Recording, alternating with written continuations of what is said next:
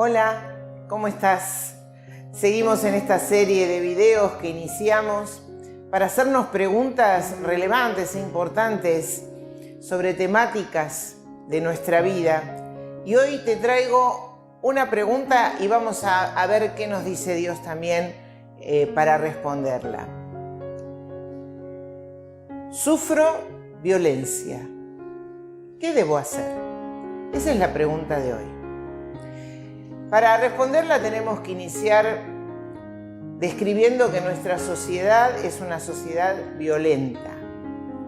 Lamentablemente, la violencia está en todos los ámbitos. Y hoy se habla mucho de violencia de género especialmente. Y esto es muy acotado, hablar de violencia de género, porque estamos simplemente hablando de la violencia que el hombre ejerce contra la mujer. Y la violencia en realidad está en el corazón del ser humano. La violencia no tiene género. La violencia abarca cualquier edad, cualquier género, cualquier situación sociocultural, económica, cualquier nivel de educación o religión. No es solamente el hombre el violento. Hay mujeres que son violentas, hay niños violentos, hay adultos mayores violentos.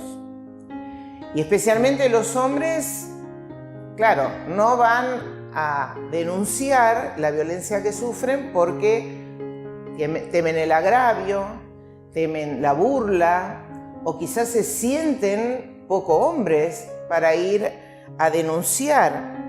Y por eso no radican la denuncia. La violencia está en el corazón de las personas. Sin duda que una persona violenta es alguien que tiene una conducta aprendida. La violencia se aprende en las vivencias del hogar. Fueron testigos de violencia o fueron víctimas de violencia y aprendieron a reaccionar casi instintivamente y casi automáticamente para resolver los conflictos de esta manera. Lo internalizaron de tal manera que ya es una reacción casi automática frente al conflicto. La violencia se trata de poder y se trata de control. El violento manipula a su víctima, trata de dominarla y de manejarla justamente con el temor que la violencia ejerce sobre la víctima.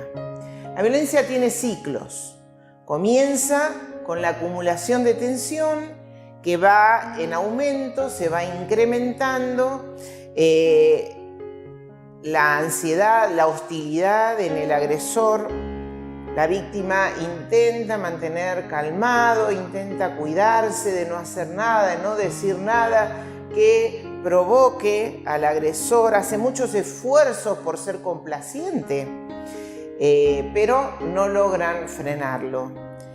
La víctima puede llegar a racionalizar el maltrato e incluso se atribuye culpa porque cree que son cosas que dice o hace las que están generando esto, o minimiza diciendo, bueno, puede ser peor la situación o más grave.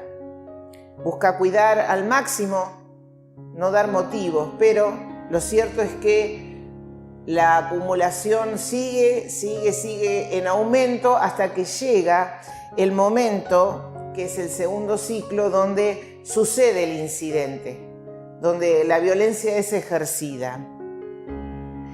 Y ahí sucede el estallido y vienen las palabras o vienen los golpes.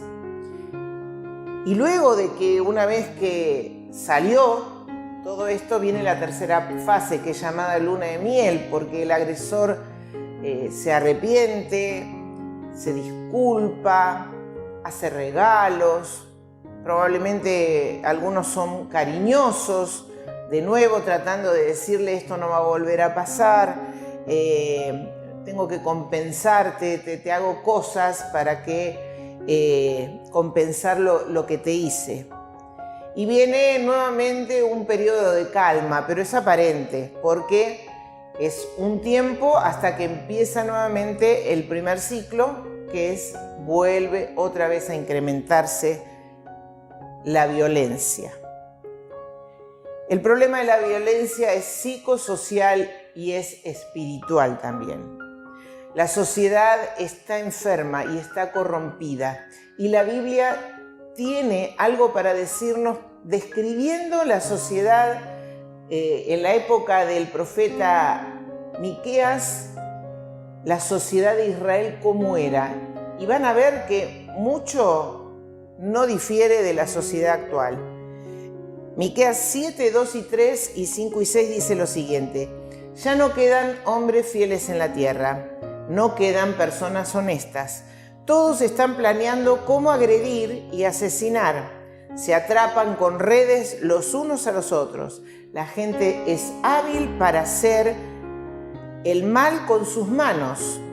El funcionario exige coima o dinero y se soborna al juez. Los líderes importantes hacen las leyes y todas ellas se cumplen. No creas en tu vecino, no confíes en tu amigo. Ten cuidado de lo que dices a tu esposa, incluso cuando la tengas abrazada. El hijo despreciará al padre, la hija se rebelará contra la mamá, la nuera se pondrá en contra de la suegra y los enemigos de cada cual estarán dentro de su propia familia. Decime si no es una descripción del mundo de hoy. Así estamos, lamentablemente. La sociedad está enferma, la violencia enferma, la corrupción enferma el corazón de las personas. Podés tratar de excusar o encontrar justificativos. Y bueno, es así porque cuando toma alcohol o cuando se droga, o porque está estresado, está desempleado, está nervioso, es porque se crió en un hogar difícil, violento.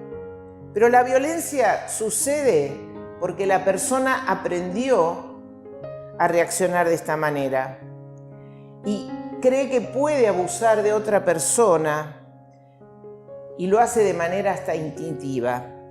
Todas las demás razones son excusas realmente para justificar lo que es un comportamiento abusivo. La persona violenta te va a echar la culpa. Si no hubieras dicho esto, si vos no hubieras hecho aquello, las cosas no se hubieran salido de control. No hubiéramos llegado hasta este punto. La víctima de violencia empieza a sentirse responsable y dice, bueno, la culpa es mía. Pero realmente la víctima no es culpable cuando el otro decide actuar de manera abusiva y comportarse de esa manera controladora. No es un problema de temperamento que tiene la persona, es una conducta personal. Todas las tácticas de abuso que emplea una persona agresiva las va a emplear si está enojado y si no está enojado también, porque no es un problema de enojo o de temperamento. La violencia lastima profundamente el corazón de Dios. Dios no está lejos de sus víctimas, no es indiferente, no las abandona. Su plan para las relaciones humanas, especialmente dentro de la familia, es que puedan reflejar el amor de Él. Por eso le entristece muchísimo cuando el hogar se convierte en un lugar de dolor. El deseo de Dios para todos los que están involucrados en violencia es que puedan sanar y vivir en plenitud, sea un agresor o sea una víctima de violencia. La violencia o cualquier otro tipo de abuso es irreconciliable con los principios de la Biblia, es inaceptable bíblicamente hablando. Es un modo de comportamiento que es inaceptable porque no coincide con las verdades que la palabra nos enseña y además es un delito que hay que denunciar. Todos nos podemos enojar, pero no podemos enojarnos y usar un comportamiento que termine hiriendo a la persona, que le haga daño al otro. Lo que no tenemos derecho es llevar el enojo hasta el punto de usarlo destructivamente o desahogarnos de la ira contenida falsamente sobre otra persona. A veces caemos en el error, las iglesias, de creer que las personas simplemente tienen que perdonar. Y todo lo que le decimos es eso. Yo he cometido ese error también. No, además de perdonar, la persona que es víctima tiene que tomar decisiones para salir de ese ciclo de violencia. Tiene que tomar decisiones seguras para salir debajo de una persona agresiva. Pero además debe tomar otras decisiones de sanar. Además, la persona violenta, la que ejerce, tiene que también tomar decisiones. Podrá estar arrepentida y decir, bueno, ahora Dios ya me perdonó, vos también me tenés que perdonar, pero además de decirlo, tiene que mostrar bíblicamente frutos de arrepentimiento. Es decir, hay que ver un cambio de mentalidad, hay que ver que ha cambiado esa postura violenta, trabaja en sus hábitos, en sus reacciones para salir de esa conducta controladora, manipuladora. Tiene que dar pasos firmes para salir de la violencia. Tiene que hacer un profundo proceso de cambio interior y quizás en este momento no es conveniente que las personas estén juntas. Como es una conducta aprendida, se puede desaprender y puede aprender otros repertorios conductuales para manejar el conflicto que no sea a través de la violencia. La persona que sufre violencia debe pedir ayuda. Si sos un hijo de Dios, pedí ayuda. Pedí ayuda a tus líderes espirituales. La ayuda espiritual no excluye que se busque una intervención de la justicia. Se necesitan las dos cosas. El abuso no es una prueba de Dios que vos tenés que soportar, que tenés que perdonar para mantener unida a la familia. Lo más importante es que no silencies lo que te está sucediendo. Por temor, no te calles. Tenés que buscar maneras de salir de aquel que te está intimidando a través de la violencia. Debes hacer todo lo posible para salir de manera segura. Pero además de salir de ese lugar, debes salir además para sanar tus heridas y tus cicatrices que la violencia produjo en tu vida. Cicatrices emocionales, psicológicas y aún espirituales, que quizás aún te llevan a desconfiar en Dios y creer que por qué Dios permitió que yo viviera todo esto. Vas a necesitar un consejero espiritual que te ayude a sanar. El perdón es algo a lo que debes llegar, evidentemente porque el perdón te libera a vos. Pero nunca vas a llegar al perdón si realmente no reconoces todas las heridas y cicatrices que la violencia dejó en tu vida. Cómo te afectó en tu estima personal, en la imagen que tenés de vos mismo, en las reacciones que vos tenés, cómo reaccionás frente a una persona que sentís que te está controlando. Tus temores, todo eso tenés que sanarlo. Busca ayuda.